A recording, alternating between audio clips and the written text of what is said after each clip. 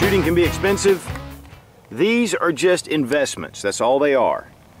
There's your Colt 22. There is your King Arms M4 gas blowback. Just excellent companions for training. And to be honest with you, if it came down to it, this little 22 could also be used in self-defense role. Now listen guys, a lot of times people say, wow, that's so expensive, I don't know how you do it. Listen, I'm not trying to talk you into anything that you can't afford or that you can't do, but I'm talking to the guys that if they want to take their training to the next level, if they really want to become proficient and understand how to use their firearm, and if they ever need it, they'll have the confidence to use it, then I would definitely recommend an airsoft rifle and or a 22 in the same M4 configuration. Working with those guns and getting out and practicing with them, of course that's the real key, will give you confidence and will give you the ability to handle a lot of situations and could possibly save your life.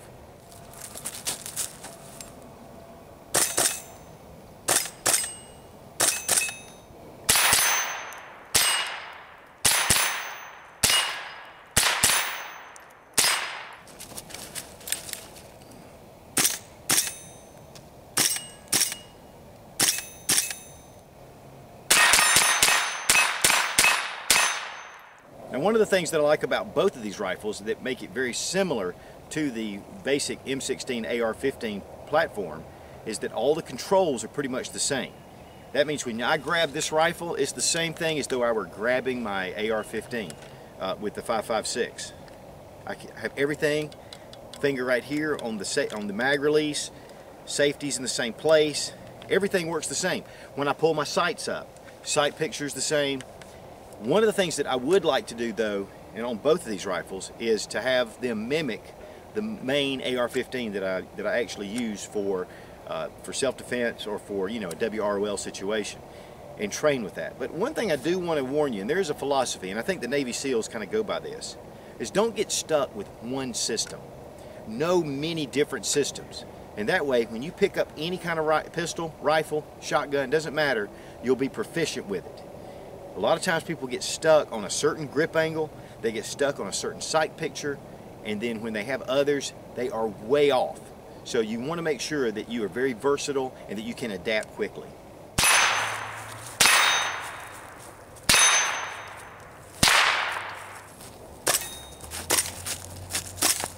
Of course, the Colt M4 22 can be used for, even in a self-defense role, it could be used for small game. I mean, it is a firearm. And so it does have some advantages there. The one thing about the airsoft gun though is that it is not lethal, and that you can shoot it in your driveway and not really be too concerned about a backstop. You know, the round loses a lot of energy quickly after a certain period of time. And really, even if it does hit you, unless it hits you in the eye or the teeth, you know, there's no permanent damage. One of the things that you definitely want to do though is always wear eye protection. But, and if you're playing against anyone, like a force-on-force, you definitely want to have a face mask. But really, that's all that's needed for safety-wise. Here is another matter, and this is definitely something that can kill you, and it needs to be approached with caution. Of course, both of them need to go through all of your basic firearm safety rules with either one. It's just that your backstop's a little bit better here. Of course, firing inside is not a real bad problem either. You can fire with a door as your backstop, whereas this will go right through it. One of the things though that's pretty cool about them is they both weigh pretty much the same, and but you have to add the magazine to this one. The magazine on the airsoft weighs 1 pound, and it really adds to the weight.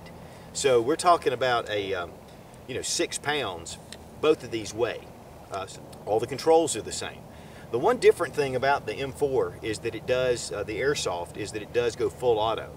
So you have your full auto selector switch on there. Of course, unless you have a tack stamp, you don't have that on your M16 M4 style. This is definitely semi-automatic only. For this rifle, I've seen them as low, for the airsoft, as low as about $36, $37. For the Colt, about $28. So your magazines are going to be a little less expensive with your Colt. On the other hand, 22 ammunition, even though it's pretty cheap, it's just over about 4 cents a round. The airsoft is about 0.7 cent a round.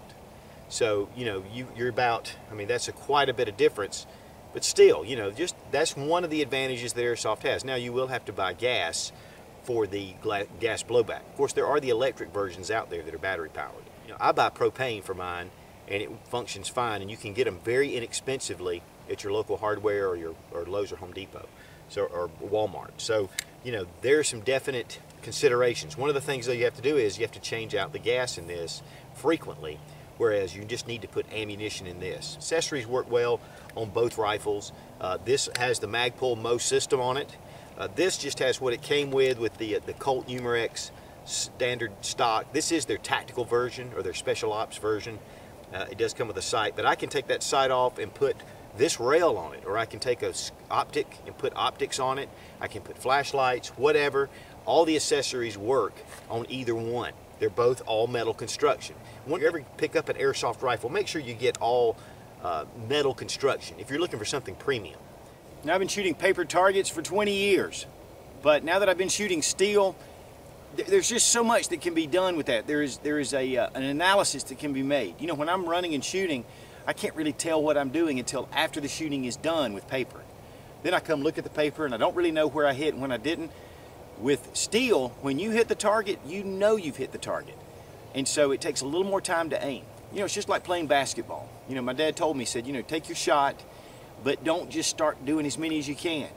Slow, getting those shots. And then once you get it, you increase your speed. Same thing it is with learning how to shoot, especially with your AR rifle system. Take your time, get your accuracy down, get your handling down, and then just slowly build up your speed, build up your familiarity. Because if you come in blazing, you're going to be shooting everywhere but the target. Isn't it funny how that works? And as always, thanks for watching. Please subscribe for more airsoft reviews and tactics. God bless America. Long live the Republic.